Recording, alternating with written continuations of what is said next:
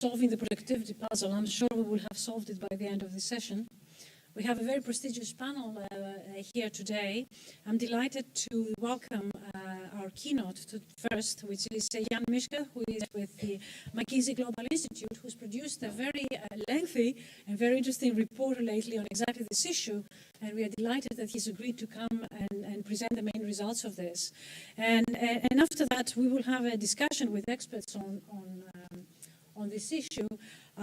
First, on my right, I have Dirk Pilat, who is the Deputy Director at the Director for Science, Technology and Innovation at the OECD, an institution that is working very much on this issue, and we are delighted that you joined us for this today. On my left, Janet Hendrick, who is the Global Chief Economist at HSBC, also working on global issues, will give us more of a macro perspective on exactly the productivity and its puzzle. And last and certainly not least, our very own Renhita Veugelers, who is a senior fellow here at Bruegel and a professor in Leuven. Thank you very much for joining us. And we have an hour and a half, so Jan, if you take about 15 to 20 minutes for your presentation and your main ideas, and then I will ask the panelists to give us a few thoughts, 2 or 3 thoughts in maybe 5 to 6 minutes, because I would like to have also a discussion between the panelists, but also with our audience. So with that, Jan, the floor is yours. So thank you very much, Maria, for the introduction, and it's a great pleasure and honor to be here today and speak about productivity, or more precisely, the slump in labor productivity growth across the US and Europe. Maybe up front, a few key learnings that we found when we did this work. So first, there's a really easy way how countries can avoid a big slump in labor productivity growth. And that is by kind of just not starting to grow it in the first place, like Italy. Okay, so on a more serious note, there's actually 2 things that we would like to emphasize, 2 Ds. It's demand and it's digital. Those, in our view, have been the key contributors to the decline and are the key aspects of focus to bring it back up. To get it a bit into more details and start with the overall picture, I think many of you are broadly aware with some aspects of it. This is productivity, and we use labor productivity growth throughout this piece of work. Across the US and for Europe, we actually focus on Germany, the UK, France, Spain, Italy, and Sweden as sample countries. So across those countries, the pattern of labor productivity growth over the last century or so, lots of ups and downs and so on. Of course, discussions, shouldn't we be in a world like Europe in the 50s and 60s, where we were at like 5 or 6% annual labor productivity growth? Not what we are focusing on here. We are more dealing with what happened with the more recent slump since about the mid-2000s, 2004, 2005 was the turning point in the US, where we saw across countries on average about a 2 percentage point slump in labor productivity growth, and are now still in a period of persistent near zero productivity growth. And this near zero pattern here seems so much at odds with all we see going on in terms of digitization, artificial intelligence, business model changes, efficiencies of companies. So somehow there's some discrepancy here. So what is behind? We quickly start off a bit more broadly. There's lots of schools of thoughts of what's going on. There's no shortage of schools of thoughts. We tried to look at many of them to an extent. We come to digital and demand being the bigger ones, but maybe to briefly comment on some of those.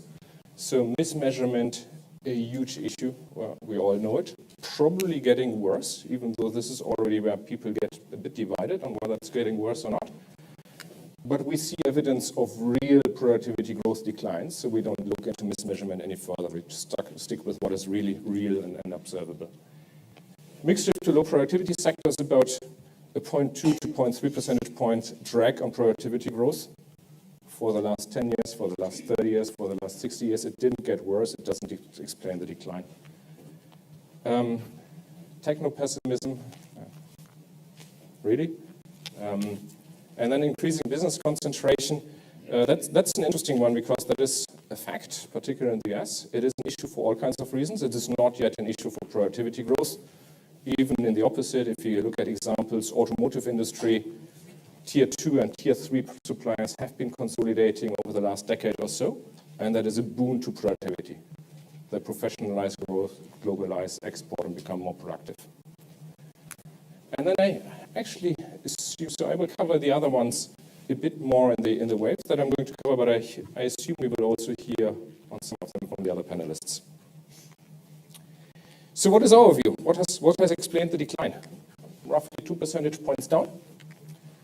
And we see the decline in essentially two waves. 1 percentage point happened before the crisis, 2004, 2005-ish, and that was essentially a waning of a big boom driven by ICT. I'll get into that. And then a little bit of a restructuring and offshoring boom that also waned and came to an end.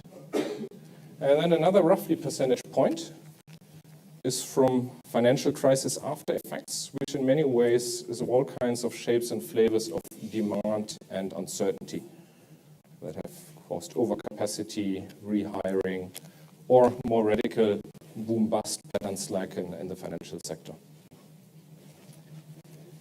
And then the third wave is about more what's going on now and will happen going forward, which is digitization, or the next wave of digitization, I should say. Those waves are different across countries. So you see particular countries like the US and Sweden, which actually had a lot of ICT-driven boom. That has reverted very strongly, so they have been exposed a lot to this first wave. Whereas the second wave of the financial crisis has been much more broad-based and affected most countries in sync. There's also, of course, different flavors. The UK very exposed to boom-bust of the financial sector. France, for some reason, has worked through the crisis more on the labor market side than on the productivity side. So some differences, but a relatively broad pattern. So what is behind the three waves? So on the first wave, labor productivity and ICT sector was one of the key contributors to this decline there, has moved at double-digit rates for quite some time. And we usually compare here 2000 to 2004 averages, so pre-crisis averaged across 5 years, to 2010 to 2014, so post-crisis again averaged. And that has essentially collapsed. And what was behind the double-digit growth rate was mostly processing power, memory capacity doubling every year. We all on our PCs, we all enjoyed it, we liked it, we bought new ones every year. And now we have these things. Who knows what the processing power here is? I don't know. I do know what the battery life is, and I do know that the battery doesn't follow Moore's law. And I also know that the chips that still do follow Moore's law are imported from China, versus the R&D happening on the West Coast is not subject to what economists call hedonic deflators, so it's not kind of measured with the same productivity increases anymore. So these are some of the shifts that have caused the decline in that first phase. Then the second wave, and that is mostly post-crisis, so 2008, 2009, 2010 type of period. That, in our view, is mostly one linking to demand and investment. So you see it quite drastically here with the decline in capital intensity growth. So the capital employed per worker, or the capital services derived per worker, in Europe and in the US are essentially near one-century lows. You can look at World War II and the Great Depression, and then this is where last time you've seen rates so low. So essentially, corporate investment collapsed, corporate savings went up, residential investment after the housing boom collapsed, and to make matters worse, public investment also collapsed. And you can all judge for yourself whether that was a good idea or not. So capital intensity growth really low. What is behind that low capital intensity growth? Now on the business side, we actually surveyed companies. Why have you reduced investment? Why have you increased savings? A long list of potential answers, but the key ones that stick out is there isn't more demand that we would need to increase our capacity or invest for. And the second aspect, all flavors of uncertainty. Political uncertainty, regulatory uncertainty, risk of another financial crisis, economic uncertainty, geopolitical tensions, you name it. So demand and uncertainty that have driven investment back and savings up. And then actually also, if you go very far down the list, somewhere number 12 or so of the explanations, you also find constraints in the cost of capital and access to financing. So that is usually also one of the areas that are being highlighted. It is actually a very important aspect if you look right after the crisis, and it's still an important aspect in some pockets of geography and SMEs in Italy and Spain and so on, but probably not among the bigger economies, companies now. There's other ways how the weakness in demand impacted productivity. As one example, when we looked actually in very much detail at 6 sectors across those economies. One is the utilities or energy sector, which is also a big contributor to the decline in productivity growth. Following the crisis, energy consumption went down with the economic slump, but also overlaid with all the very valuable attempts to conserve energy or to use less energy, become more energy efficient, less carbon intense. In that sector, 60% of labor is in the grid. If you use less energy, you have less volume, less value added measured, but you can't scale back the grid resources by even 1%. So you have scale effects in productivity, and we see them actually also, you might know more about that in financing.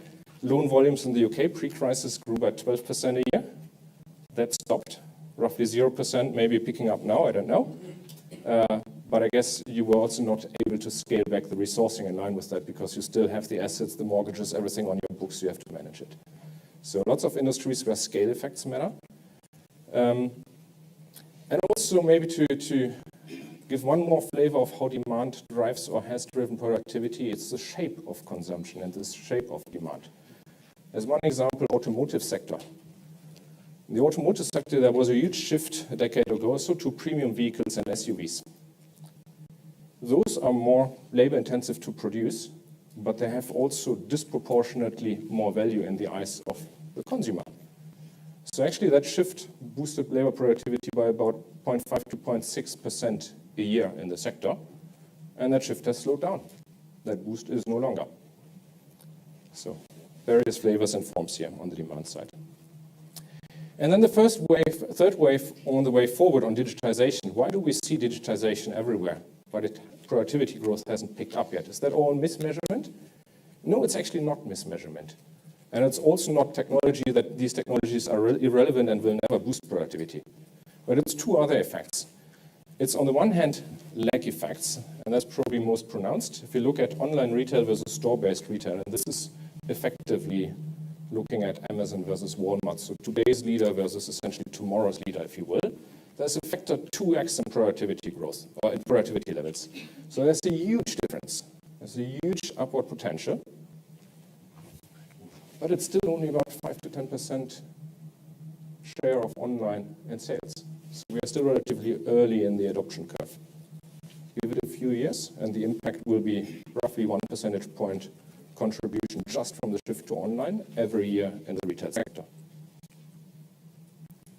But there's a second effect that is as important, and that is the transition as we move toward digital business models, where there can be an actual drag on productivity.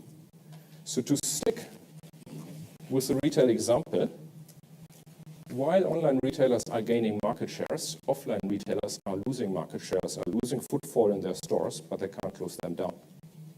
They can't release the staff and so on.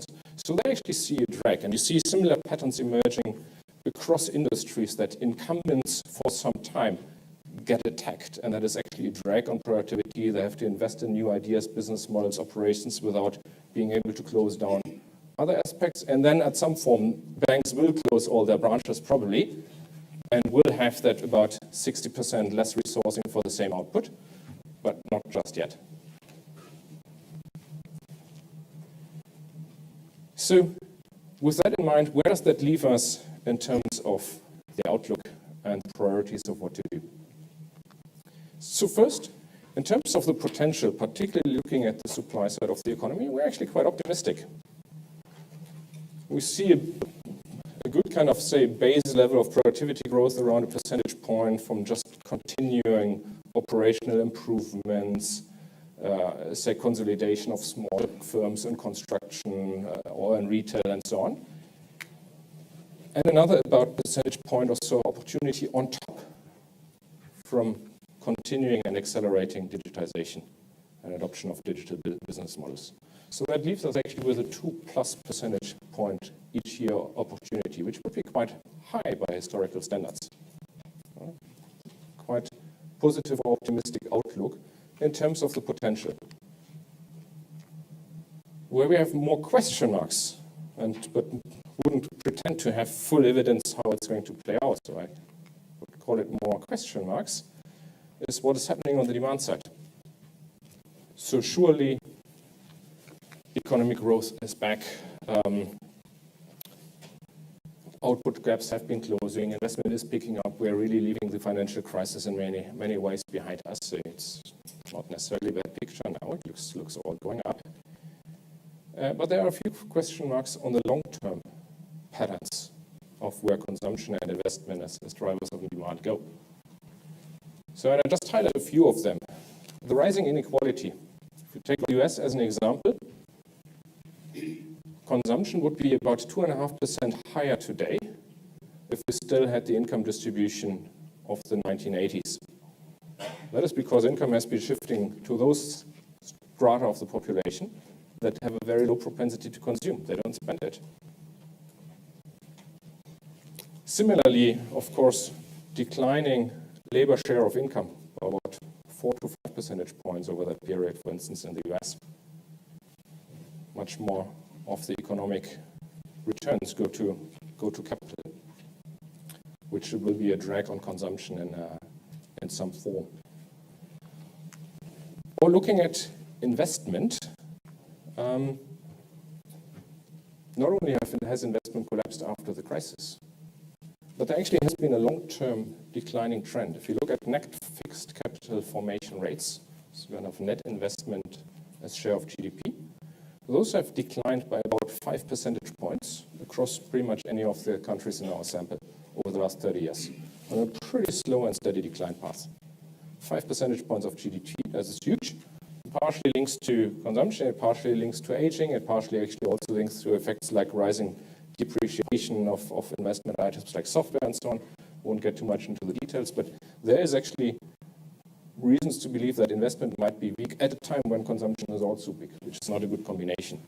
And if we look ahead in terms of digitization, well, digitization is claimed to increase, and we actually believe that's true. It's claimed to increase inequality, it's claimed to decrease and depress the labor share of income, and is relatively capital light in many forms. So there is a reason for concern that these patterns might accelerate rather than reverse course. So if you believe in this diagnosis, what to do? Well, 2 priorities for action. Accelerating the digital diffusion. So innovation also, yes, that will continue, but it's actually happening at a good pace. It's more the diffusion that is causing the lag effects and the transitionary effects and so on. And it's ensuring that demand, including particularly investment, remains robust or will become robust. And to highlight a few examples within those action areas, the digital diffusion, so governments can lead by example with their own digitization. That would not only be good for economies, but also for all of us as citizens experiencing better citizen service. Infrastructure, but actually most importantly, soft infrastructure, so ecosystems, digital identities, cybersecurity formats, and the like. But also, not to forget, critically monitor what's happening with platform economies and monopolies potentially building in that aspect and changing competition. So there's also a warning sign there on competition. And then on demand and investment, so productive public investment, why scale it back at particularly these times when we all see the infrastructure gaps? Unlocking private investment, and let me highlight one area here, housing and land markets. For about 30 to 40 years since Thatcher and Reagan, we have gone through liberalization of economies, products, and labor markets. Probably has gone even too far in many regards. No one has touched land markets. Huge area of and then make sure that actually those people who would spend have the means to spend. Thank you very much. Thank you very much.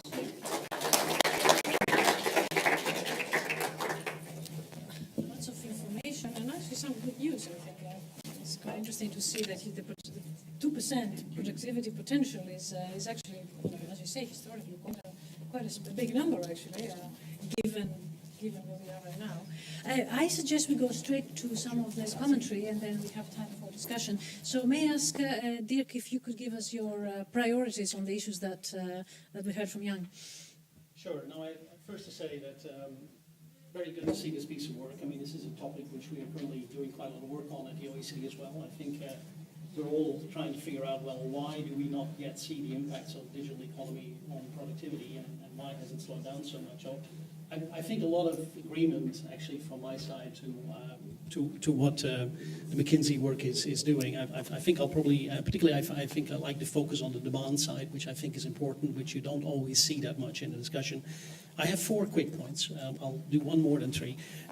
First, to say a little bit about we're trying to do some work, trying to understand better what's happening in productivity by looking at the firm level, because I think in the end, aggregate productivity growth is very much sort of the sum of all the individual sort of firms increasing productivity. And what we are seeing there, and what's interesting, there hasn't really been a productivity decline if you look to some of the leaders in economy. Some of those firms have basically been doing very well, even during the crisis. They've done extremely well. What has happened in many countries is basically that we've seen a decline that the rest of the economy has fallen behind. And I think that raises concerns basically because, well, the question then is a little bit, will we only see those leaders sort of also doing extremely well with digital, or will we see a more broad-based diffusion of this technology and also what it means for productivity across the economy? So I think that's an issue which we need to understand a little bit better. In that context, I think there are a couple of things which I think you rightly emphasize, the focus on diffusion. I think what we are seeing also in the data, we talk about artificial intelligence, we talk about big data, but at the moment it's a very small group of firms, mainly large firms that are using big data, that are using artificial intelligence, and a couple of startup firms. So it's still a limited group of firms that are sort of using some of those most advanced technologies. And I think that means as well that we're not likely we shouldn't expect too much from that straight away. Yes, we should see it in those firms like Amazon, like others, but we probably won't see it that quickly yet at the aggregate level unless this really spreads a lot more widely. I think we're seeing that also if we look across sectors of the economy. There are many sectors of the economy where the digital intensity of the economy is still quite low. I think if you're looking at the construction sector, even if you're looking at transport at the moment, there are quite a few sectors of the economy where the potential is there, but it is not moving that quickly yet. So I think we need to look at that as well. And my third point is, I think we are sometimes talking a little bit too much about the technology, because I think the technology is the tool. But if you're looking at how firms are implementing this, there's a lot of other things that are happening within firms. There's a lot happening in terms of organizational changes. There's a lot happening in terms of process innovation. There's a lot happening in giving people different skills in terms of introducing new business models. And that part is a lot harder than introducing the technology itself. So I think that's the other part which I think we're not focusing enough on. And that's also where the diffusion is a lot harder. It's much easier to basically sort of buy a piece of software or buy a piece of computer equipment than actually to learn how to use that within a specific context and to do all the organizational change and process innovation that you need to do to make that work. So I think that's where I think we need to focus on a little bit more. My second point is a little bit, I think, and what's probably a little bit missing. I think you spoke about gaining market share. I think one of the difficulties we see, particularly in a European context, is that we do have a lot of really good startup companies, but they don't scale. You have great companies in Europe, in the European context, which are digitally intensive. We have a lot of good companies at the moment coming through in artificial intelligence as well, but they don't grow enough. And one of the big ways that technology really has an impact in the economy is if the firms that really use these technologies gain market share of the firms that are not so good in doing that. And we see in a lot of the OECD countries that there is a little bit of a stagnation in business dynamism. Things are not moving quickly enough. The incumbents, the existing firms are sometimes fighting back. There's lobbying going on. Regulations don't move very quickly. And that means sometimes we don't see that reallocation within the economy that we probably need to see. So I think that's a second point. Let me get very briefly. I think you focused on measurement. You mentioned measurement. I think that's another area where probably we need to do more on to really better understand, well, is this all a statistical illusion or is something really going on? I think there is something really going on, but we need to understand it better. My only criticism of your paper is I think you're trying to be a little bit too precise in terms of what the different role of different factors is. Productivity is a very complex phenomenon. In the end, it's basically the part of growth that we don't understand because of the inputs of labor and capital. And then to say, well, this is 0.5%, this is 0.3%, I just don't think we know that enough. I think it's important to put some numbers on it, but I think we need to be sort of a little bit sensitive in terms of how we do that. My final point is on the policy issues, because I agree in many of the things you said. I think our focus is probably on the same issues. I think the investment focus, the diffusion focus, those are all very important. I mentioned three things where perhaps I think we need a bit more emphasis. First, saying it's not only about the diffusion of technology. I think it's also about diffusion of good practices, of basically management to some extent plays a role. Organizational factors, they play a role, and they're a lot harder to diffuse than the technology itself. My second point on policy is this issue of structural change, of resource allocation. I think that's also where, at a policy level, probably more needs to happen. We've seen a bit of a slowdown in structural change in many OECD economies. We probably need to do more on that. And my final point is, I think on the regulatory side, I think that's really important. Technology allows things to be done in a different way, and allows things to be done in a different way in many sectors of the economy where we never had scope for competition, where we never had scope for new business models. And now it's opening up or enabling changes in many parts of the economy, but our regulations, our structural policies are not always keeping track with that. So I think there as well, there is scope to do a little bit more. So those are a couple of points. So only one real criticism, which is on not trying to be too precise on the numbers. Thank you very much, Nick. But if I may quickly then ask, you mentioned the issue of scaling. What is at the problem of scaling if you compare the Europe to the US, for example? Where is the sort of the main thing that you should invest our efforts in trying to change? Or is it just culture? Well, there is one thing, I think, which we've been speaking about in the European context for a very long time, which is a single market, a really complete single market, particularly at a digital level. If you are a potential platform firm, and if you're looking at scaling in Europe, even if you do it in a German market, you have 80 million potential customers, and then you need to look at other regulations across different other countries. If you can do that in the US, you have 350 million customers. If you do it in China, you have 1.3 million customers. So that means to some extent that a lot of firms very quickly say, well, perhaps the US market is a better place to scale. And then there are other issues. There's, the venture capital market, other types of things where probably Europe can do better. But I think that point of single market is still, to me, one of the things where Europe can really make a difference. Interesting point. Thank you very much. Can I turn to you then, Jan, if you can give us your view on sort of some of the macroeconomic implications of the micro characteristics that Jan and Dirk talked about? Sure. This is working, yes. Okay, good afternoon, everyone. Actually, you've stimulated so much, I really don't know where to start, but I'm just going to make a few observations that I think are really important at the macro level, because you both touched on the idea that, if you work from the firm level or you look within sectors, there are apparent areas of dynamism. And obviously, as a macroeconomist looking at the world, it's always about the law of averages. And I think this is the difficulty we face. I mean, you in particular touched on the retail sector, and it's quite interesting, a lot of the work that I've done comparing productivity in the late 1990s with the last 5 years, which have been dramatically different. Interestingly enough, the average in the retail sector is that actually this time around, the retail sector has been an outperformer. Even though you've had this huge drag from the store-based and the lack of depletion of labour, etc., it is still an outperformer. So even in some of those sectors where you've got this dramatic labour market disruption for a number of factors, a lot of them relating to technology, it still is having a macroeconomic impact. But also, Dirk, you mentioned it in the context of some of the work that you've done at the OECD, and I thought the paper that you did, or your your colleagues did on the average productivity in a country like Italy, where the top 5% of frontier firms have actually got really quite strong productivity, but are weighed down by some of the other firms, was really interesting. And I think it's just a reminder that we are still suffering from a legacy of the financial crisis, because a lot of this is still a hangover from the lack of foreclosure by banks because of the various issues relating to bank recapitalisation.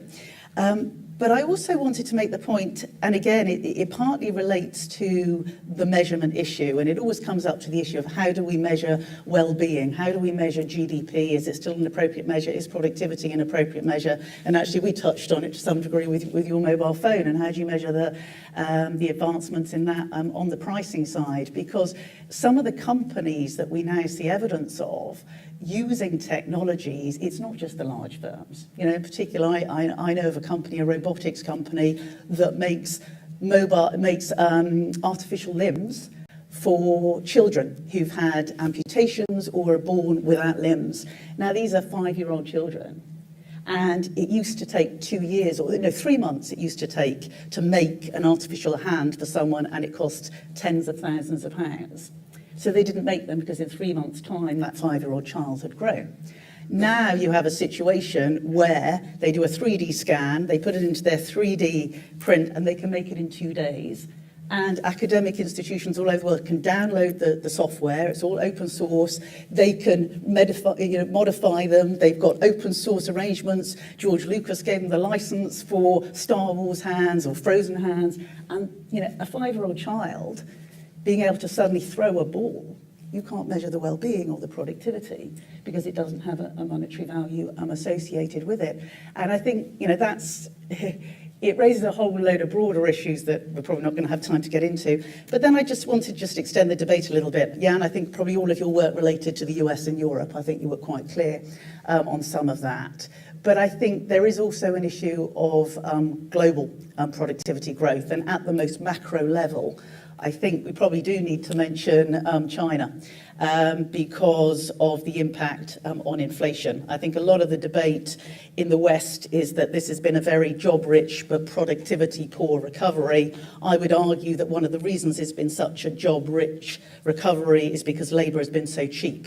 You didn't really mention that in your arguments as to why investment spending has been so weak. So I think if we do see signs that wage growth is picking up, that will be an incentive for companies to start investing a little bit more, and the labour productivity numbers in some of those sectors will probably improve a little bit more. But I would also argue that China's longer-term disinflationary influence on the world hasn't necessarily run its course just because we've used up all of the cheap labour.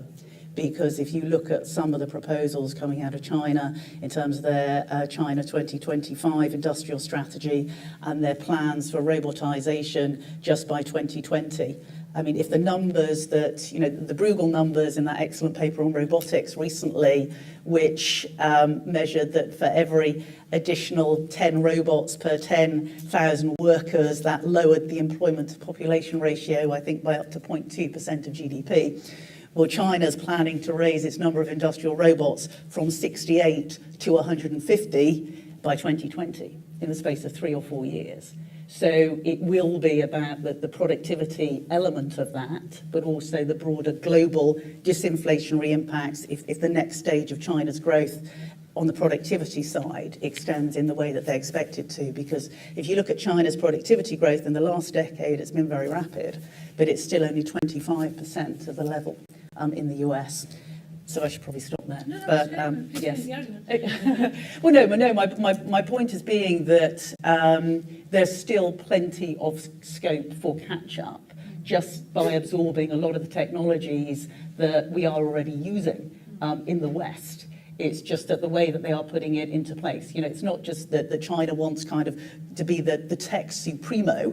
The fact is China's facing demographic challenges. China's been very dependent on credit growth, and their industrial strategy now is about using a lot of technology and technological components and tech components that are produced in North Asia. Japan is obviously at the forefront of a lot of these broader issues. That could also come through from the US and Germany in particular. You would expect to be a beneficiary of that. Thank you very much, John. There's a lot of very interesting thoughts. I particularly like the link you say that if we're mismeasuring productivity, we're probably mismeasuring growth too. And if we were to solve one, maybe we should be solving the other at the same time. And in that respect, if Jan's numbers are correct, then our estimate of growth could be even better than what it is today, right? I mean, I think that remains to be seen, but it's an interesting thought. And of course, a lot on China. I'm sure we can come back to the issue of China, and Reinhilde will probably have something to say here. But perhaps we go straight to your comments, Reinhilde. We have a little bit of time, and then we can have an extra round off between us before we open the floor. But Reinhilde. Yeah, this works. Of course, being the last means it's much more difficult to come up with new stuff here. But actually, indeed, I was wanting to raise the issue of the missing elephant or dragon or panda bear in the room here, which is China and East Asia in your analysis.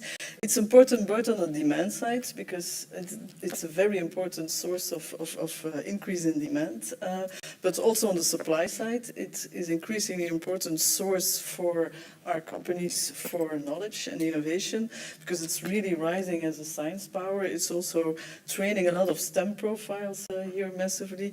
And thirdly, it's also important on the global competition arena here, with Chinese firms managing really to move to the innovation frontier.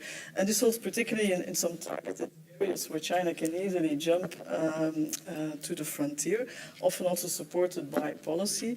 And digital AI is one of those examples, but also electric cars here. So I was wondering to which extent the first digital wave that you described was EU competing with the US and losing it or missing it. But now we have a different player in the room, and China is a different player. The role of the state, of course, the long-term planning, but also lots of new players, new companies in the game here. And what's particularly impressive is the speed of the rise here with which they are doing this. So my question is, to which extent will the next wave, will that still look like the first wave? And I think it's not, because we have this new Chinese player for the third wave here. So it's no longer did the EU miss it relative to the US. It now will be, are we going to miss it relative to not only the US, but probably also to China here. So that's my first point. Second point is, can we nevertheless still learn from the first wave? So why did the EU miss relative to the US? And is that something that will also still hurt us when we are now in the third wave, having to miss it again with not only the US but China here? And I think a lot of analysis, yours included, but also like from the OECD, also our own work, shows that an important part of why we missed the first digital wave is that we were basically missing this creative destruction capacity here, because we are very careful in avoiding destruction here, and that's why we don't create enough room for the creative part here.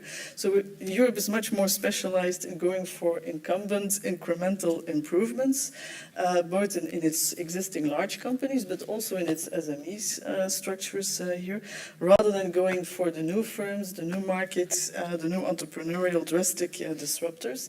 There's a big advantage that we will be much more stable relative to the US here, so less turbulent, but also less unequal here. So the concentration that you were mentioning, increasing concentration, that's something that's particularly going on in the US and particularly in digital here. Other research, like for instance by Philippon, has shown that in Europe the concentration is lower and is not increasing here. So it's really concentrated, this concentration in particularly digital sectors here. We also looked at it from the innovation perspective. So also there we see that in Europe the concentration is of course high in innovation, but it's decreasing. It's not increasing here, but it's basically because we are not strong enough in the digital where most of that increase is taking place here. So overall, I do think that this third wave is something that's really going to be a challenge for Europe because of the new players, and also because actually we still didn't really address what killed us in the first wave here. And that's why I was a bit surprised that your policy recommendations, I think, are a bit too incremental. Incremental to relative what we already have on the floor here to really address, I think, the challenges which are way bigger here. And I think also, like Dirk was saying, what's really very important in governance is regulation, competition policy here, particularly regulation that creates a much more single and open market for Europe. That's important to get the demand side working as an incentive for innovation here, but it's also important to be able to develop capabilities at a much larger scale here. So your recommendations on regulation are too much focused only on digital, and it should be a single open market in all the digital using sectors as well, which is basically almost all sectors here. So it's not just only looking at the regulatory agenda and competition policy agenda in the digital sectors here, but it's much more larger scale than what you are proposing, I think. So overall, I think we need to really get one step further if we want to win or have a chance in the third wave as well. Okay, wonderful. Thank you very much, Jan, and also for commenting on the policy recommendations, because I think that's very interesting. It's a very interesting thing to know what to do and how do you meet all these challenges. Jan, would you like to react to any of the comments that our panelists raised? Maybe I can just react to a few, I think, fantastic comments. I actually agree with pretty much anything any of you three said. So I think we are in strong agreement there. And just maybe to highlight some of those points more and bring them back also with what we've seen in this piece of research. If you think about the policy recommendations and the digitization and so on, I think you mentioned we need to think much more broad than just looking at the ICT sector, also the entire part of the adoption. You mentioned the business model changes that are needed, mentioned the example of construction. That is, for instance, one sector that we looked at in a lot of detail. Construction sector has about 60% productivity opportunity from digital over the next 10 years. So that's a big number. I did talk probably to about 60 to 70 or so CEOs of big construction firms. They are all very nervous about what's happening. Most of them are not doing much. And that is not for lack of technology. I have all the kind of BIM model providers and so on out there who provide digital twins of construction sites, which would allow them to have fully integrated supply chains from Industry 4.0 factories who make custom-made windows that really fit what is on site in the building to be refurbished, just-in-time delivery, resources steered on site with iPads to put it right in, no rework and so on. All those things are there, the demonstration sites are there and so on. But the reality is, and that comes back to what I maybe have been too high level talking about, transition cost and so on, which also links back to incentives, is all those CEOs sit there and know, if I do all that, the first thing that will happen is that I lose revenues. And in addition, have big risks in the transition. And I can't find the skills to actually implement those things. So they are either not moving or not moving at the speed that they should move. And that has much more to do with industry structure and good old school type of things than technology and adoption. So in that sense, just maybe kind of give some more flavor where I agree there, and that I surely agree. And then I think if you look at the role of Asia and China, I think it is certainly a very important driver. It's certainly a very important driver what happens on the demand side, what happens to labor cost, and so on. I'm actually not sure how strong a role vis-a-vis technology. I think it's difficult to say which. I think technology plays a stronger role. But to again highlight one example from retail, you mentioned the investment that is not going up because we have all this cheap labor. Well, if you go to Switzerland, where I live, pretty much all retailers now have automated checkouts because a retail cashier gets $4,000 a month, so you get away with him and put a checkout. If you go to the US, you do not, because they get $7 an hour and they pack the things into the bags. So why would you put an automated checkout? They are essentially free labor, so they don't. So it's exactly these kind of trade-offs that are happening or not happening on the ground. And maybe one third aspect that relates to the winning of the race and how to scale up also on the supply side of Asia's competitors. Well, one thing we discussed also earlier, also in terms of bold policies, the reality, whether we like it or not, in terms of big digital innovations coming out these days, is that those are driven essentially by less than 10 firms globally. They're either doing them, or backing them, or buying them up once they have happened. There's essentially 10 firms on this planet. None of them is in Europe.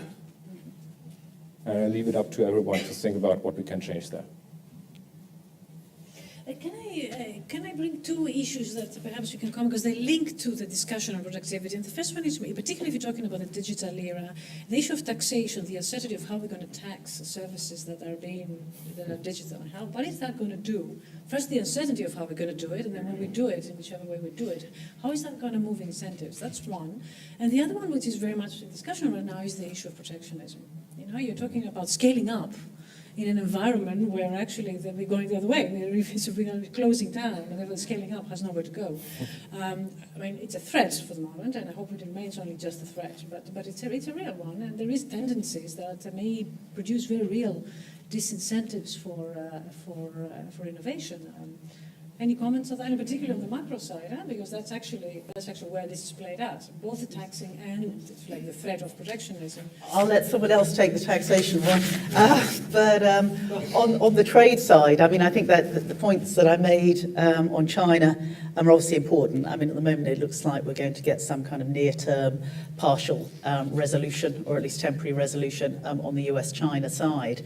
But obviously, given the concerns about intellectual property breaches regarding China and trade flows and China's ambitions even in the robotic sphere, I think, you know, the impact could be quite meaningful if it is implemented. You know, to give you an idea of the robotization of China that I discussed, and a lot of it is imminent, what China is planning to do, in fact, you know, which is, you know, even last year, China kind of bought more robots, or more robots were sold in China than in all of the US and Europe combined.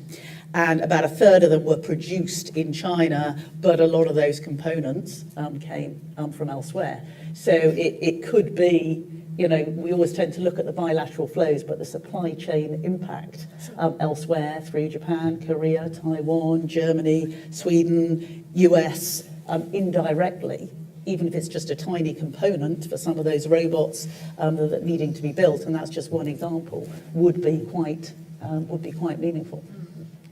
But you know, haven't made any attempt to try to quantify what the supply chain impact would be. Yeah. Yeah, perhaps just, I hope it works now.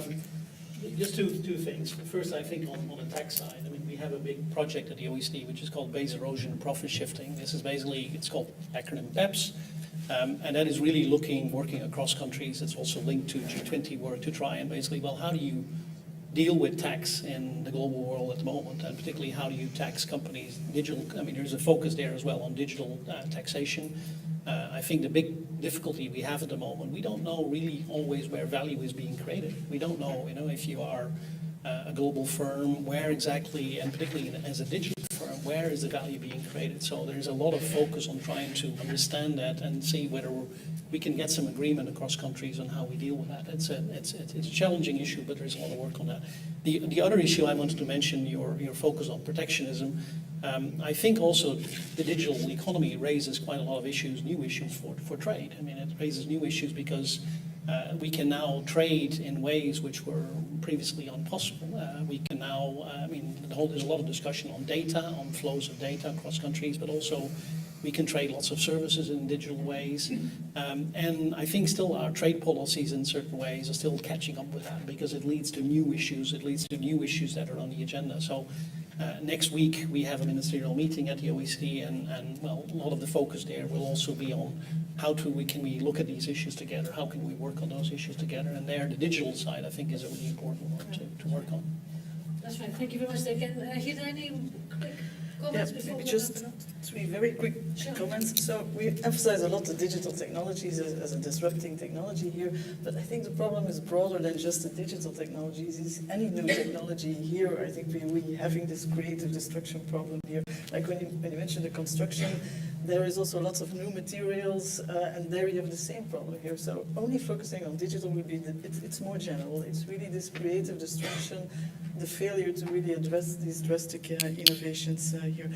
With respect to digital taxation, I think the fragmentation in Europe is also a big issue here, and that holds like also for regulation. So there I would again also call for much more open designs of regulation at the EU level, where it should be open to also future new technologies here, and not just open and fitting the existing technologies here. A lot of regulation is built around our existing technologies and our existing stakeholders here, and therefore build an implicit barrier for new technologies here. So having a much more mainstreamed approach when we're designing regulation to be open for any new kind of technology here, I think is very important to address this creative destruction.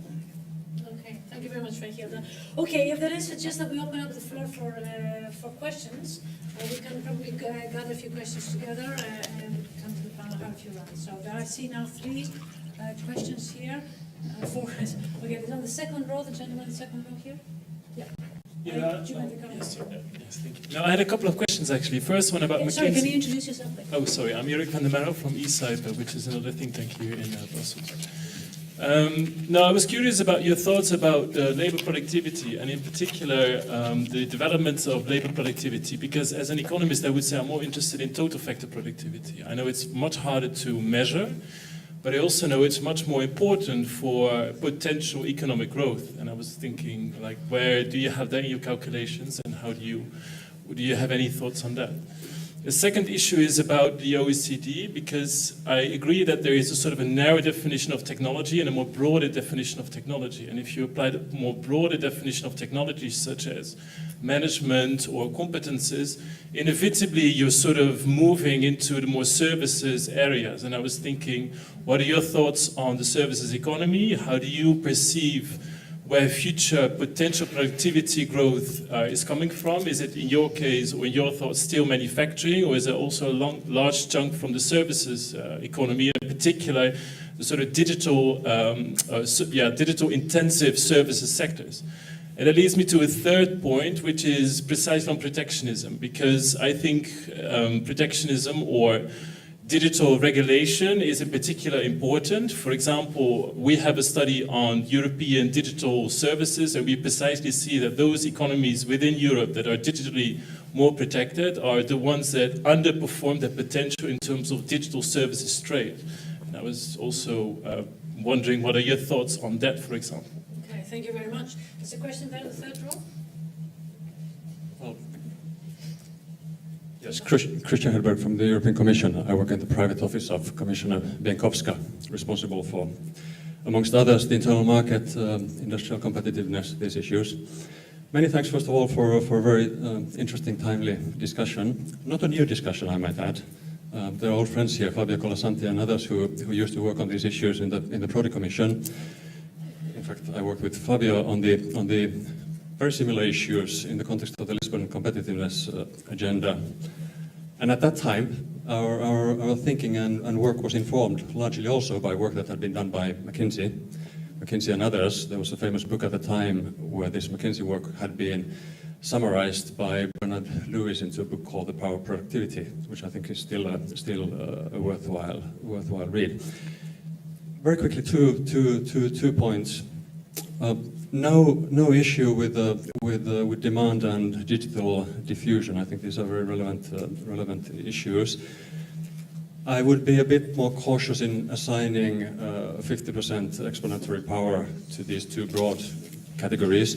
I think that risks to overlook one of the issues that we are very much preoccupied by at the moment, which is Europe's challenges related to the allocated efficiency of our economy. I would even submit that the single market today works less efficiently, less well than it did 5 years ago. It works less efficiently today than it did 10 years ago for the product and services markets. Now, there may be understandable post-crisis, politically and humanly understandable reasons for that, but economically very unfortunate ones.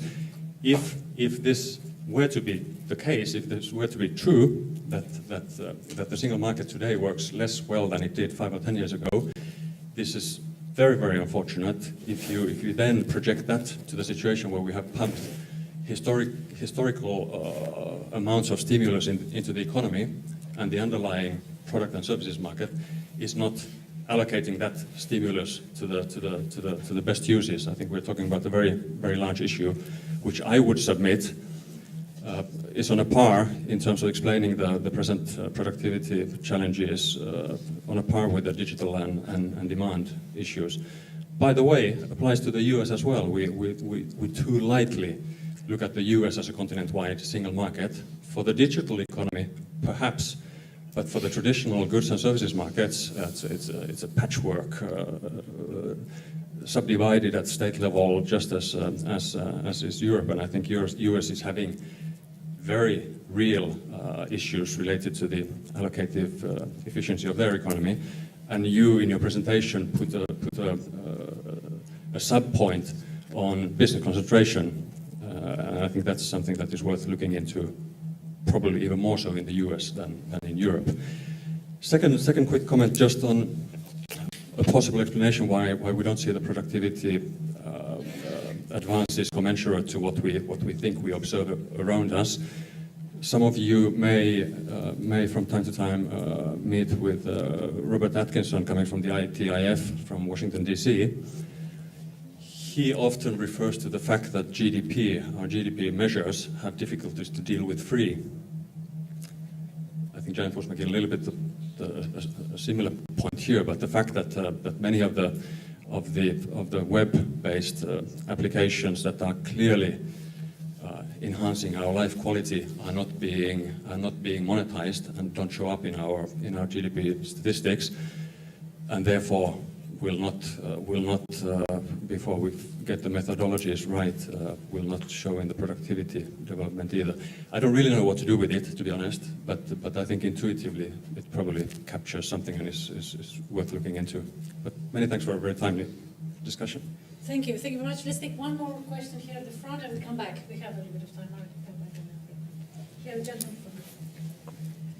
It's Peter van den Houten from ING. I actually have two questions. First one regards the structural decline in productivity. If you look at your graphs, especially for Europe, you're seeing that productivity is declining already from the 60s, 70s with some variation. So I was wondering if this isn't just a composition effect, given the fact that the weight of manufacturing has been declining structurally, that on average labor productivity is higher in manufacturing. So hence, with the decline of the manufacturing sector structurally, this is also reducing productivity growth for the economy overall. So then my question is, okay, this puts the emphasis on more productivity gains in services, and perhaps there digitization could, well, bring some efficiency gains, but also the need, of course, for the single market in services. So that was one question remark. Second one is on joining a bit of the other arguments on creative destruction from the Veulers and the laggards from the OECD and the laggard companies. What you now see in Europe is a bit of a catch-22 situation for the ECB, because on the one hand, okay, they have to keep financing conditions easy, which in a way stimulates more investments, but on the other hand, that keeps some of the zombie firms alive, and which probably reduces overall productivity growth. So that's my question, how to cure that, because that's not that easy. So thank you. Yeah, great, good question. Thank you very much. Why don't we come back to the panel? Jan, would you like to go first as the keynote? Sure, happy to. So I think first on the question on labor productivity versus TFP. So we usually focus on labor productivity because that is eventually what determines income per capita, which we all care about most. Obviously, economists very often technically look much more at total factor productivity. If you decompose those things, then about half the decline was total factor productivity decline, about the other half was related to capital intensity growth. A bit more than half TFP in the US, a bit more than half capital intensity in Europe. And a lot of that actually relating also to the two waves. So much of the TFP decline happened pre-crisis, much of the capital intensity decline happened post-crisis. So that's maybe on that one. Then on the shift, the longer-term shifts away from manufacturing, and we heard here also the potential of services and digital services and so on. So yes, that has been a shift essentially since close to a century. It's about a 0.2 to 0.3% annual drag on productivity. It has been playing out and is continuing to play out over very long periods of time. And what is often then forgotten in the debate is the shift also to highly productive services. If you think of service sectors like telecoms, including broadband provision, it is as productive or actually much more productive than manufacturing. Also, if you look at financial services, which have been growing a fair bit, they are more productive than average manufacturing. So you kind of the reality today is less a shift out of high productivity manufacturing into low productivity services. The reality today is a shift out of high productivity manufacturing into high productivity services. And that is relatively independent of whether those are digital services or traditional services. Of course, you can add to that by going traditional. You can double the productivity once more, also in the high productivity services. But that would be one comment on the shift. So the 1960s, 1950s, 1960s boom and decline, I would personally attribute it a little bit more to the reconstruction area, the catch-up wave to the US that has played its course, and we are unlikely to see again. And then on the measurement, and the consumer surplus, I think I haven't seen anyone disagreeing that we need better numbers. I also haven't seen too many people having good ideas how to get better numbers. There's all kinds of estimates, of course, of consumer surplus around. Most of them are not big enough to explain anything of the order of magnitude of the decline we have seen here. Few of them try to look at consumer surplus historically. I actually also am in the camp that they have become worse, but there's many people who would also argue that's great that we can 3D print things for the hand now, new hands for kids now, but we can also keep cancer patients living for another 30 years. We can treat malaria, we can, I don't know, you go on, particularly in healthcare, that kind of consumer surplus, if you will, has been huge probably for the last century. And then maybe just one on the allocative efficiency, creative destruction, zombie firms. I think that's actually something where I continue to want to learn and would really want to get the perspective of everyone in the audience and my co-panelists. But just as one thought experiment here, assume all those zombie firms were dead. In a time where Europe is just about starting to close its output gap now and had massive output gaps 3, 4, 5 years ago when the discussion was hot about allocative efficiency and zombie firms. So what exactly is the cost of keeping inefficient firms alive if there's an issue with demand? That for me is kind of more as a thought rather than a well thought through quantified line of argument. Interesting thought, but I mean, on the zombie firms, it's difficult to quantify that, right? Otherwise, we would have the answer, and you know. But surely, if you've decided that the firm is a zombie firm, and that's not an easy thing to do. But if you decide that, in some accounting sense, a firm, nobody benefits from keeping it. Huh? I mean, you know, Peter's question on the financing of it that makes it easier to keep it up. Surely the issue of creative destruction that Reinhild and others have raised is important here, right? I mean, so the demand that you want to generate will be independent of whether you keep the zombie firms. So you can only benefit from removing zombie firms, right? The question is, why don't you do it? Right? I mean, it's not an easy question, but I think it's there are other perhaps institutional ways of approaching the how do you deal with the zombie firms, but I still think the issue of creative destruction is important for promoting innovation, for promoting productivity. Nobody benefits from keeping a firm that you've decided is zombie. Others may disagree. But if I may, can I come back to Sure. any comments on this and some of the questions? Just a couple. I think first, on a number of people spoke about services, and I've been working on productivity for quite some time, and I think we should get around sort of just talking about services for further manufacturing. I mean, we're basically talking about 80% of the economy, and we're talking about services. I mean, there is so much variation here. There are some services, and I think we're finding it in some of our microdata. I mean, Chiara Criscola, one of my colleagues, is here, where services are amongst the most productive parts of the economy as well, with very high productivity growth. That's the same is true sometimes in financial services, same is sometimes true in business services. So we have some parts of the economy where there's been very high productivity growth in services.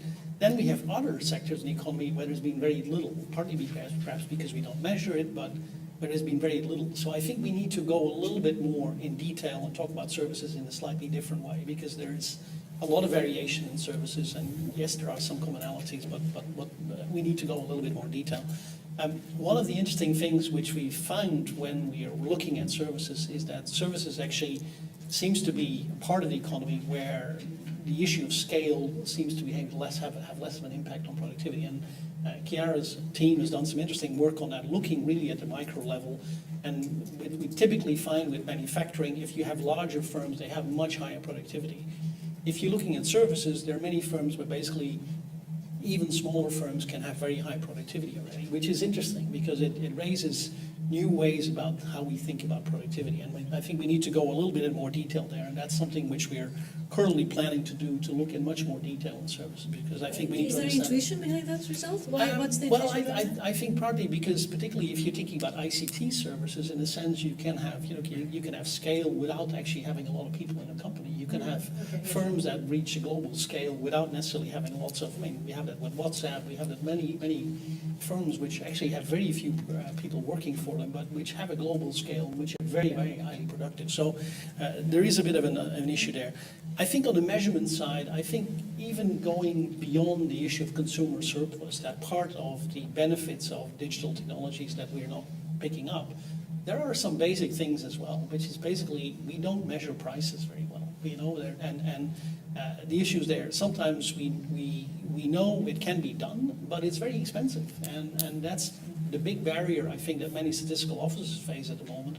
If you really want to measure prices in certain sectors in detail, which means you have to really adjust for quality, you have to do much more extensive price surveys, you have to look in much more detail to try and adjust for the fact that quality, what you can do with a technology, what you can do with a mobile phone is a lot different than it was some time ago, then you need to invest in that, and that's not happening at the moment. So I think we know the tools are there, but some of that effort, I think, that would need to be made to really pick that up in a better way is needed. And last week we had one of our groups was looking at hedonic prices, which is basically detailed price measurement for mobile telephony, for instance, which is no statistical office is currently doing that, but it is an interesting area. I mean, what we can do so much more with mobile phones now than we could do 100 years or 10 years ago.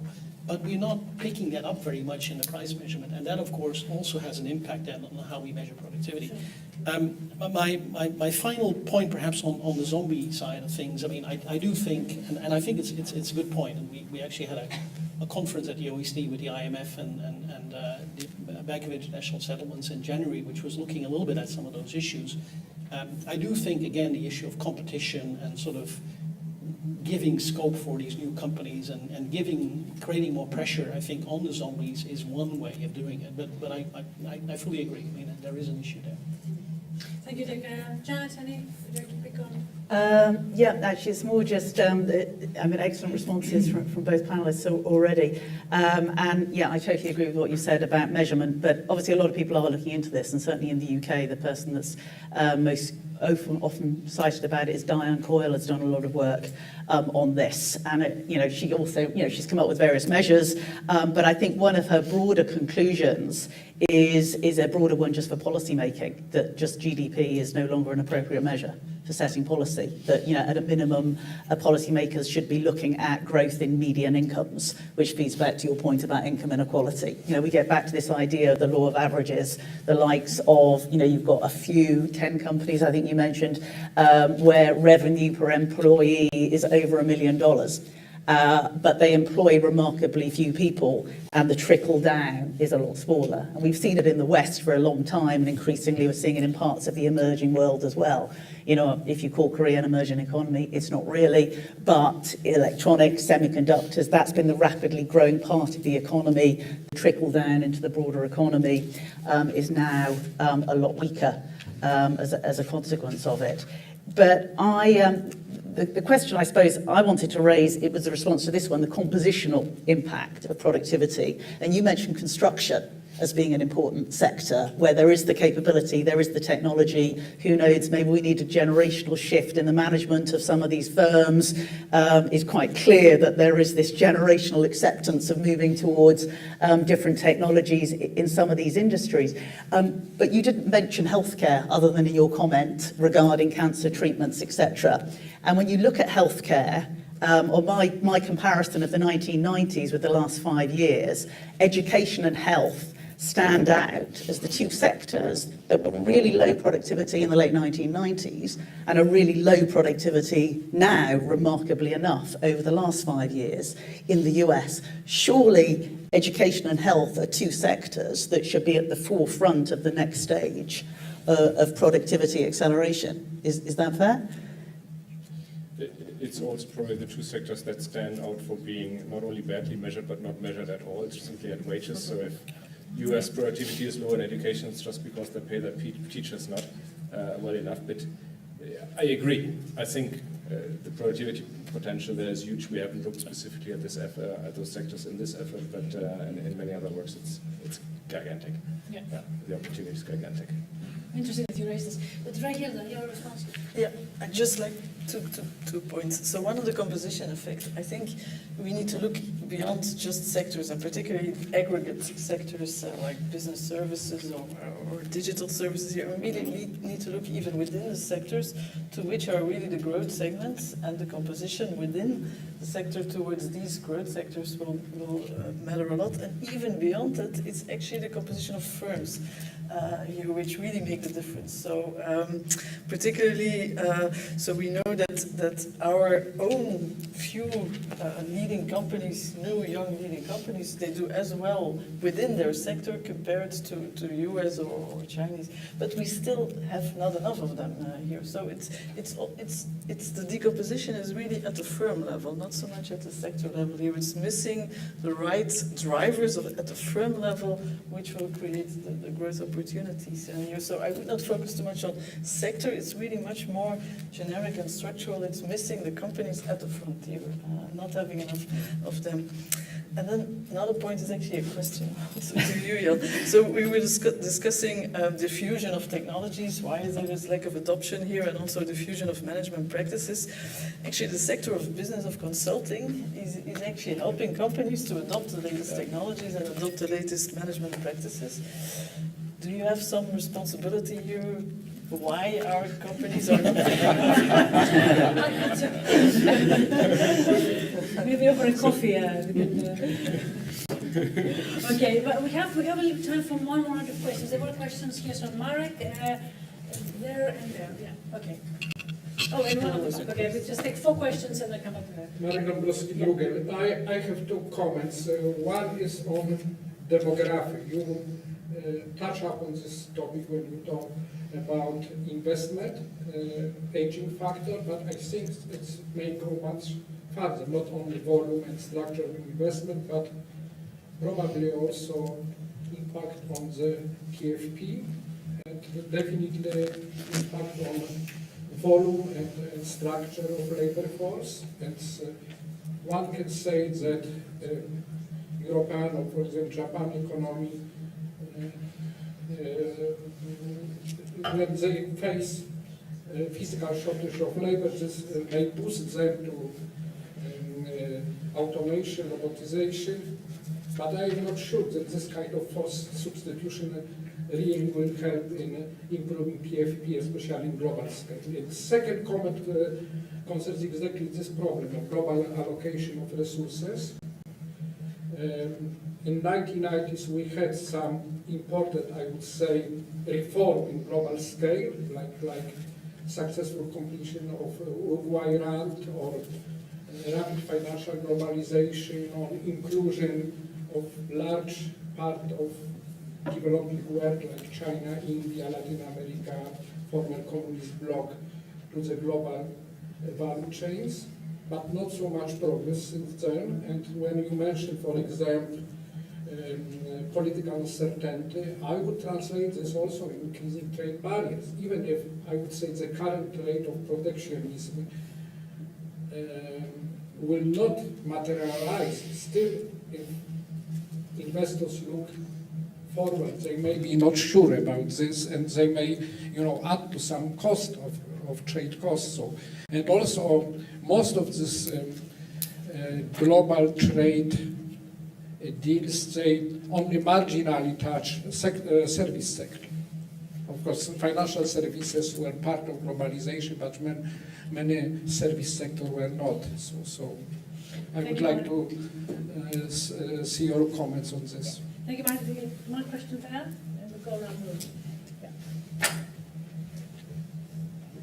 Yeah, James Watson, Business Europe. I wanted to come back with a perspective on this zombie firm question, not least because some of them probably pay my salary. I think most people wouldn't deny that, particularly in some member states, there's an issue around capital markets and foreclosure. But the obvious question, and we hear this zombie story all the time, the obvious question that comes to me: to what extent is the long tail in firms essentially representing the long tail in skills? So essentially, these firms are they're employing low-skilled people in regions probably with quite cheap rents, etc. So to come back to your point exactly, you're employing low-skilled people in a deprived region. Is that not efficient? Are you not doing the best with these people? You're employing low-skilled people in the best way possible, in the most productive way possible. Yes, in the global sense, they may look low productivity, but is that not efficient? So as I say, the question is, to what extent is the firm distribution simply representing the skills distribution? Okay, thank you. The question at the back?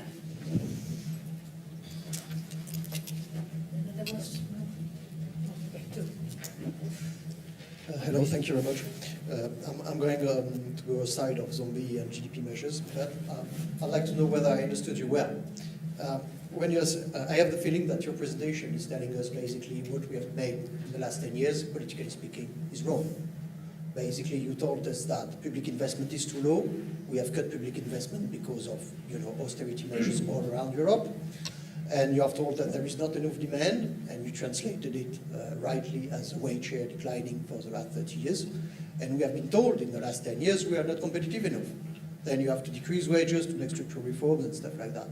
Then I just wanted to ask you whether the structural change which we ask is to have much higher wages in the wealth produced, better income distribution, and to have a reform of the European Monetary Union, having a European Treasury for public investment as a way to escape the straitjacket of the Stability and Growth Pact. If I'm not wrong, to be honest, your analysis is fitting very well the union cause. Okay, thank you very much. Two quick questions in here, and we'll come back to the back. The gentleman there.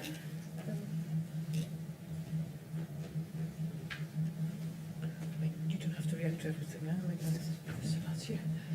Thank you. Koen de Leus, BNP Paribas Fortis. I thought a remark about how to improve diffusion is very good remark. But my question is, we are living today, I have the impression, more and more in a winner-take-all economy. So you see more and more monopolies. So how are you going to diffuse? How are you going to go to more diffusion? You have a more monopoly of data. How are you going to see that this data is shared to other companies? Every time when there is competition, these big companies, these GAFAs, they buy the other companies. So how do you see in practice this diffusion? Thank you very much. And one last question here. We come back to the Hello, Jeroen, PhD student at KU Leuven. I have one more question about the TFP. What's not mentioned yet is that TFP, for a large extent, are markups of firms. That's also comprised in this measure of your ignorance, what we don't know, what we cannot explain by labor and capital. But let's then do a thought experiment about the allocative efficiency that's been mentioned before. So we close down these zombie firms, and then there are a few firms that remain, and since the TFP is a weighted average, then you have highest efficiency, you have productivity growth in the aggregate. But is this what you want, a few monopolies? Maybe not. It's not without a reason that maybe the government, after the Great Recession, they introduced labor hoarding. So all firms can now do labor hoarding, which means that they can keep their employees without paying them. And maybe this is good if demand picks up again, then these zombie firms can pick up demand again, and they can contribute to our economy. So do you want allocative efficiency to increase to the extent that a few firms remain and we have monopolies? And then the second short one is about the rigid labor market. I have a friend who has a startup. He has 2 employees in Belgium, but he has last year he had 5 programmers in Uzbekistan, and this year he has 15 programmers in Uzbekistan, but it will seem like he didn't grow at all because his labor is cheap labor was elsewhere. So the labor market is rigid and more expensive than in the US. Isn't this also a problem from a policy point of view? What can be done with it? Yes, thank you very much. So we're going to give Jan the last word. So why don't we start from this side of Jan? Okay. Yeah. So on zombie Just firms. a few things because Yes, need to be. So zombie firms, I think we really need to be careful how we define zombie firms. Zombie firms are not necessarily firms that use low skills. If you look at the Uber drivers, they're all low skill, but that's not a zombie firm at all here. So it's really, do you employ skills, low, high skills, whatever, at the most efficient way relative to what the technology in your sector allows to here? So that's a zombie firm here. And there I think we have all the incentives to have the type of firms that use the latest technologies, why not, to be the most efficient in how they use the resources, because if they don't use it efficiently, they eat away the resources for the other more efficient firms here. So that's why we want to get rid of zombie firms, but that doesn't mean that kills all the low-skilled labor here, but it utilizes the low skills at a much more efficient way outside zombie firms here. So I would not want to mingle the zombie firms with the low skill or the equality discussion too much here. In terms of monopolies and winner-take-all and the diffusion, of course, there are economies of scale that lead into much more larger firms here, but that doesn't necessarily mean pure monopolies here. So you have a few players, but the competition between these players can be very strong and very tough, even more than in some markets where you have plenty of companies here. So you should not focus too much on the number of firms, is on the intensity of competition, the contestability of the market, and not just only the existing firms, but also the threat of new entrants, new technologies here, and it's all these different dimensions you need to take into account to realize how monopolized a sector is here and what the effects of that monopoly would be here. Great, thank you very much, Dirk. Yeah, just 2 reactions. One is on James. Good to see you again, James. It's been a while. On the firm level distribution, I think that's an issue where if you look across countries, I think there are some countries where the firm level distribution does have a much longer tail than others. And the question is a little bit, well, why is that the case? Is it because of skills, or is it perhaps because of lack of competitive pressure, or is it because of very fragmented markets? And I think, again, you can't sort of looking at policy and trying to give policy advice, well, this is the best way of doing it. But I do think you can see it as an area where perhaps you need to look at in terms of saying, well, we need more competitive pressure, but perhaps this is one of the reasons why there's this part of the economy which is lagging. I think on markups, we're doing a lot of work at markups, and I know Leuven has done some work on that recently as well. I mean, Chiara's just done on a paper. We do see them rising as well, particularly in digitally intensive sectors. sectors, so we do see them picking up. The real question is a little bit, why is this occurring? Is it because of winner take all? Is it because of winner take most? Is it because of lack of competition? Or is it basically because that's the structure of these types of industries? And I think that's the real big question for competition policy people. Basically, well, is it really because there is no threat of entry here anymore? Is it because we're trying to getting to monopolies? Or is there still a threat of entry, but this is a market which has very large network effects and very high economies of scale, and that's why you get these markups. So that's a tricky issue, and I think that's where the competition policy discussion is a very careful one at the moment, and saying, well, we need to tread carefully in this area, but it's usually important. Then finally, I think, agreeing with Reinilde, is I don't think it's about sort of getting rid of all the zombies and then we'll get monopolies. I think we need to try and sort of see, well, let's try to make sure that we have enough resource allocation going on in the economy, that also that people who are stuck in some of these firms can eventually find a job, hopefully in a firm where they can have higher wages and where they can have more productive labor. Because I think that's another element of this, in the sense that you also have people who are stuck in firms where they get very low wages, get very little pay, where probably we might be better off if trying to sort of move them and try to see whether we can do that. So I think that's another dimension here, which I think is important to keep in mind. Thank you much, Dirk. Why don't we go, Janet? Yes, I completely endorse what you just said, and lifelong skills training. The days that we could all just go and do our degrees and do a job for life are long gone, and it's one of the areas that have been cut back in government policy, and by firms. So that's where the development needs to be. So you can have the rest of the 3 minutes to take all the other questions. Thank you.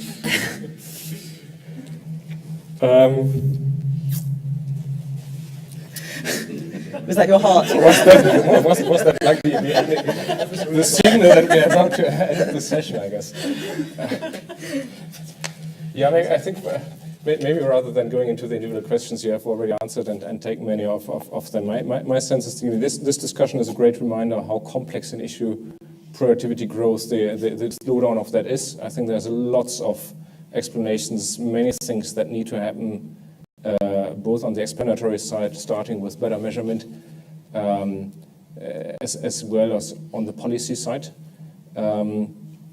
We want to emphasize, or we came out to emphasize after analysis in this work with digital diffusion, or maybe more precisely accelerating the digital transition so that we get faster through this curve where the adoption starts, the potential is huge, but the reality and the numbers, not only in terms of measurement, but also on the ground, is not yet there because of the transition costs and lags. And on the other hand, not forgetting the demand side of productivity, which is not necessarily the most emphasized textbook element of looking at productivity, to put it this way. And I think you challenged us to have bolder proposals, and I think maybe just as a reminder in terms of what was actually on the slide, it did have elements like completely overhauling land markets, which is probably so bold that it has never been tried. It did have elements like raising public investment, which comes back to actually completely changing the fiscal framework in the EU. So I think if you dig deeper behind what it actually means, or give it more money to people who would actually spend it, what that means for either social redistribution or changing wage rates, I'm not sure it's the lack of boldness. I think it's more that we will probably not be bold enough to implement. Okay, well, on that note, thank you very much for a very fruitful report and lots to think about. Not easy solutions, but certainly lots to think about. Thank you for taking the time to come and present the report here. And a very big thank you also to the panelists, Janet and Dirk and Reinilde, for your thoughts on the issue. I'm sure we will have more events on the productivity and the puzzle behind it. But for the moment, that's all we have time for. Thank you for joining us, and please join me in thanking my panelists.